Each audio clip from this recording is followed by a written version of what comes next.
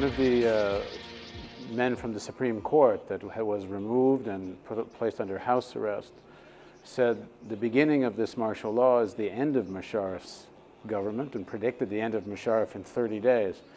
Is this bravado, or is Musharraf really going to be in such trouble? I think it will depend essentially on one thing and one only, which is the Pakistan Strategic Military Command. If he continues to have the loyalty of his main commanders, he's very safe. He knows that his confrontation right now is with a section, a very large section of the Pakistani intelligentsia. There is no popular movement in Pakistan. He has cornered Benazir Bhutto, and she has been safe. She has held press conferences. She's free to move about. She says she's going to Islamabad and talk to other people, and so on and so forth. She's not under house arrest. Human rights activists are. But today, by arresting hundreds of members of her political party, Musharraf has also served a notice on her that she will get the deal only if she behaves. The deal is there. Very significant part of his proclamation is all the ordinances that have been passed in the past, that he has issued in the past, are in place. Now, one very significant ordinance there is the one which promised that corruption cases will be dropped against all the political leaders. So on the one hand, he is holding out the carrot that the one thing that she really wants, that the corruption cases be dropped against her, he is willing to give her that, but only if she behaves. And he adds another piece. If constitutionally she isn't allowed to be prime minister again, well, he just suspended the Constitution. He's just suspended the Constitution. He has not suspended the Parliament. He has not dismissed the government. The Prime Minister is already saying that elections are now about a year away. The Parliament, under this kind of dispensation, can extend its own life by a year.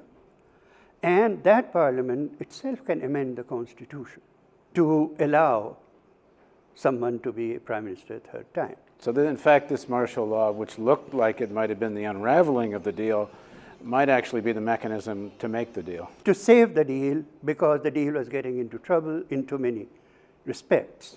Now the problem, I think, will still be that Musharraf and Benazir hate each other's guts. So this is not going to be an easy relationship at any time. Well, does he still need Bhutto if he's willing to work so brutally? Well, he will say to the Americans, if you really need a democratic facade, I'll give it to you under such and such terms. Since 2001, since September 11, 2001, Pakistani army has received $10 billion openly. How much they have received covertly, we do not know. So they say to the US, we'll work with you, but we'll do it our way. We'll do it our way, at our price, the way we want to do it. Musharraf in the Pakistan army is also facing a very great problem, which is that the Pakistani soldiery, by and large, cannot be mobilized to kill and strafe and bomb and do all that in northwestern Pakistan. They are their cousins. And I believe, and I think this is something that the American progressive movement has to understand, that the war, the fight against Islamicists in Pakistan is extremely important one. Otherwise, Pakistan as a country will just collapse, as a society will collapse. That is an extremely important fight.